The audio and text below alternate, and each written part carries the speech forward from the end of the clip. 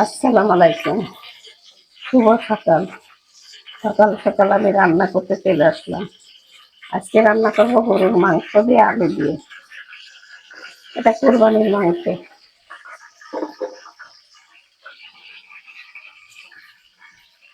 আমি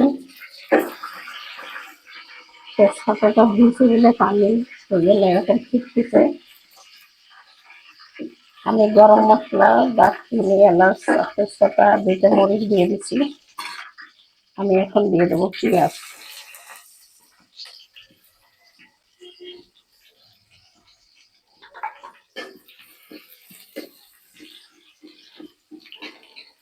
ভাই বোনেরা, আপনারা তাহলে কেমন আছেন সবাই? নিশ্চয়ই ভালো আছেন। আমিও ভালো আছি, আলহামদুলিল্লাহ।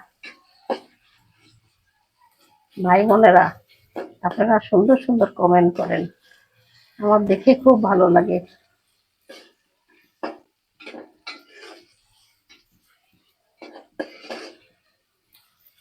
আমি কমেন্ট গুলো যখন পড়ি তখন খুব আনন্দিত হই যে আমার ভাই বোনেরা আমার জন্য কত সুন্দর সুন্দর কমেন্ট করে।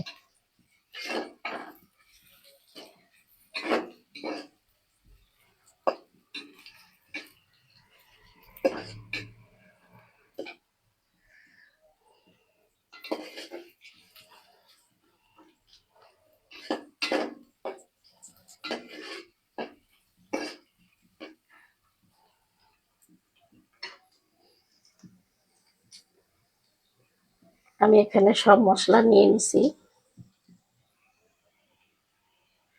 এখানে আদা রসুন সব রেখে দিলাম।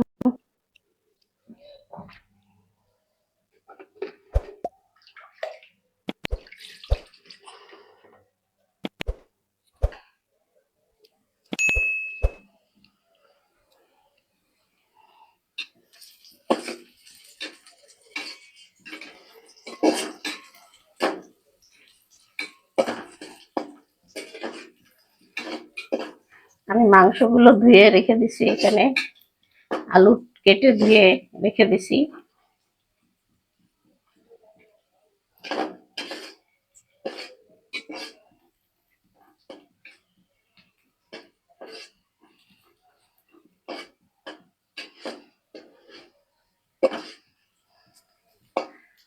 কার কার আলু দিয়ে মাংস খেতে ভালো লাগে কমেন্টে জানাবেন।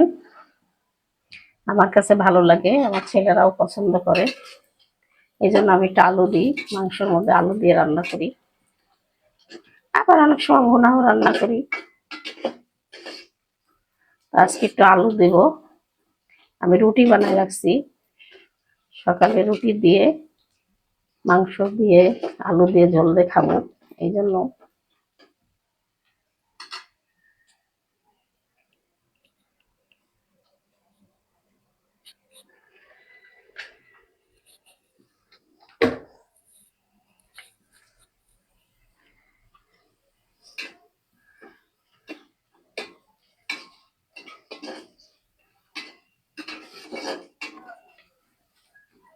আমি এখন মশলাগুলো দিয়ে দিই।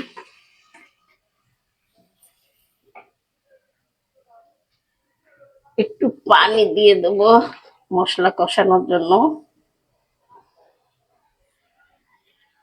মশলা কষানোর জন্য আমি একটু পানি দিয়ে দিই।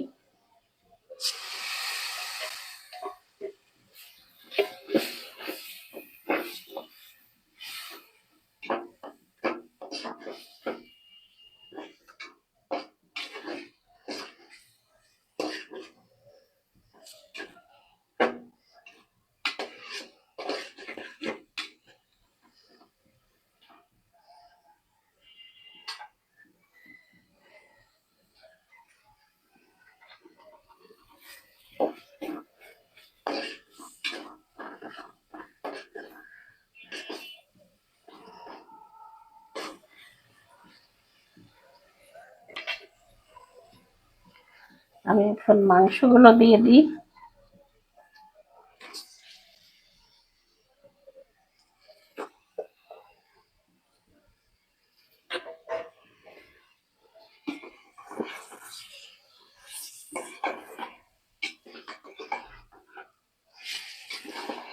মাংসগুলো দিয়ে দিলাম কষানোর জন্য।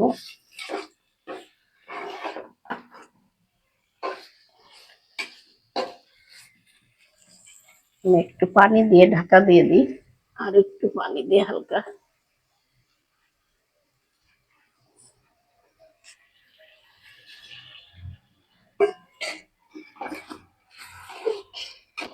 আমি এখানে গরম পানি অ্যাড করছি। এই কষানোর জন্য যে পানিগুলো দিচ্ছি এগুলো আমি গরম পানি দিচ্ছি, যেহেতু মাংসটা অনেক দিনের তো আমি প্রেসার কুকারের মধ্যে দিয়ে ছড়াবো। আমি একটু কষায় প্রেসার কুকারে ঢেলে দিব পরে মাংসগুলা। এখন পরে আবার আপনাদের কাছে আসছে। তা ভাই বোনেরা দেখেন, আমার মাংসটা একদম কষানো হয়ে গেছে, কি সুন্দর তেল উঠছে, যে দেখেন একদম পুরো কষানো সুন্দর।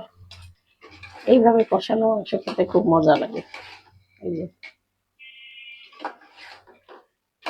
আমি এখন মাংসটা প্রেসার কুকারে দিয়ে দিই। আমি আলু দিয়ে দিছি প্রেসার কুকারের ভিতরে। আমি এখন মাংসগুলো দিয়ে দিই।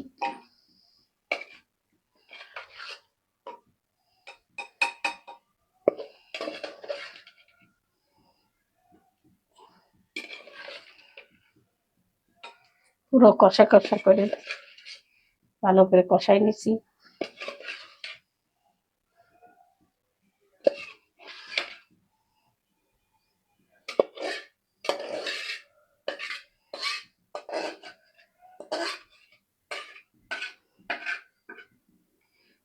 এখন গরম পানি দিয়ে দেবো।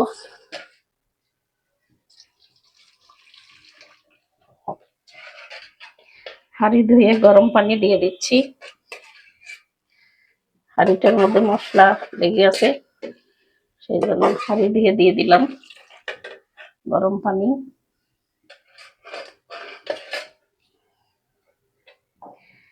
আর একটু দিয়ে দেবো, একটু ঝোল ঝোল করবো, যেহেতু রুটি দেখাবো, রুটি বানাই রাখছি।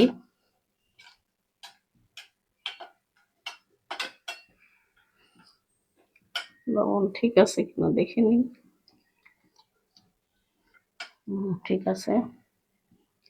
আমি এখন ঢাকা দিয়ে দিই। ভাই বোনেরা, প্রেসার কুকার এবার হতে থাক আস্তে আস্তে।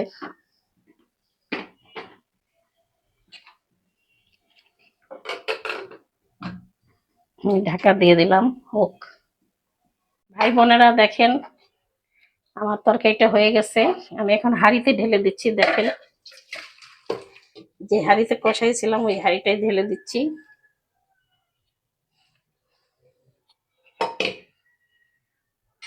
আলুগুলো সব নিচে দিছিলাম বলে উপরে ভেসে উঠছে। তা ভাই বোনেরা,